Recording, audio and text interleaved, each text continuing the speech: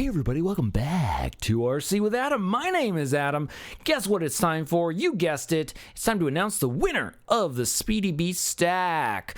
Well, get ready because the winner, without further ado, is Argyle Sky FPV. Congratulations, Argyle Sky FPV. You've got a new stack coming your way. Now, as always with my giveaways that I do, I have the first winner and then I have a runner-up in case the first winner does not contact me. So, Argyle Sky, you need to contact me within 1 week of the posting of this video. Send me an email. Here's my email address, adam@rcwithadam.com. That's my email. Send me an email. You can put your shipping address in there if you'd like, and then we're going to go through a verification process to make sure that the person emailing me is actually the person who commented. So scammers, just don't even bother. Don't waste my time. Otherwise, the prize will go to our runner-up, which is none other than Ryan477. Congratulations, Ryan477, possibly